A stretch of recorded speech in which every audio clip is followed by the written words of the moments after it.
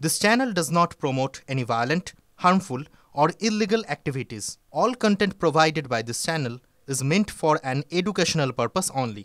Cancer Healer Center, a new beginning. অশান্তির পরে থমথমে রয়েছে মোথাবাড়ি। জারি রয়েছে 144 ধারা। আজ মোথাবাড়িতে যাচ্ছেন সুকান্ত মজুমদার।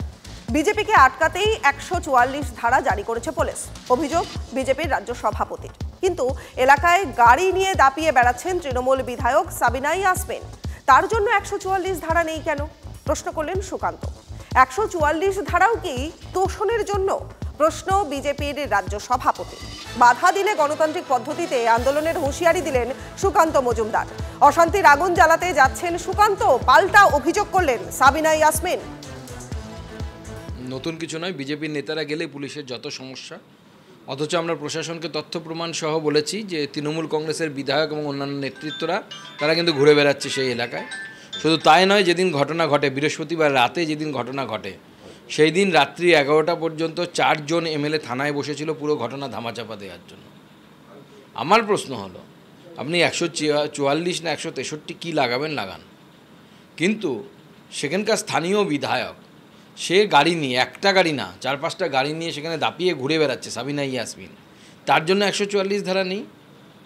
বিজেপির জন্য শুধু কেন 144 ধারা থাকবে? নাকি পশ্চিমবঙ্গে 144 ধারাটাও তোষণের জন্য তৈরি হয়েছে, অন্য কিছুর জন্য তৈরি হয়নি?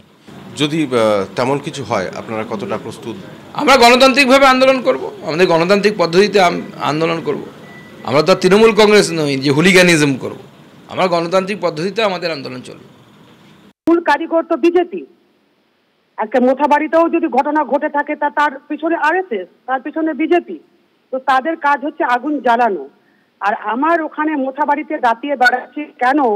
কারণ আমরা আগুন জ্বালাতে জানি না, আমরা আগুন নেভানোর চেষ্টা করি, আমরা শান্তির চেষ্টা করি। আমি ওখানকার বিধায়ক, নিশ্চয়ই সুকান্ত বাবু ওখানকার বিধায়ক নয়, উনি বাইরে থেকে আগুন জ্বালানোর জন্য আসছেন। আর আমি আমার এরিয়াকে শান্ত রাখার জন্য প্রত্যেকটা বাড়িতে বাড়িতে মানুষের কাছে শান্তির বার্তা বহন করে নিয়ে যাওয়ার চেষ্টা করছি। ফলে ওনারা জানেন ভালো করে যে কাকে এন্ট্রি করলে বা কে কিভাবে কাজ করবে, কে কিভাবে গেলে আমরা এরিয়া শান্ত রাখতে পারবো কি পারবো না, সেটা প্রশাসন দেখছে। পুলিশ প্রশাসন খুব তৎপরতার সাথে এটাকে হ্যান্ডেল করছে এবং ওরা যেভাবে বক্তব্য রাখছেন রাজ্যের টিভিতে বসে, যে একটা অশান্তির পরিবেশ তৈরি করার জন্য বক্তব্যের মধ্যে দিয়ে চেষ্টা করছেন। এখানে এসে আবার নতুন করে এটাকে উস্কে দিয়ে একটা মালদার পরিবেশকে নষ্ট করার চেষ্টা করছেন। এটা তিনি বানিয়ে কথা বলছেন সহানুভূতির করানোর জন্য। ওদু ঠিক নয়, মালদার মানুষ এটাকে চেনে। মালদার সাম্প্রদায়িক সম্প্রীতি ছিল, একটা ভুলভ্রান্তি হয়েছে, এটা শুধরে নিয়ে মানুষ সঠিক পথে ফিরে আসছে আস্তে আস্তে করে। ওনাদের এই বক্তব্য আবার মানুষকে বিভ্রান্ত করবে।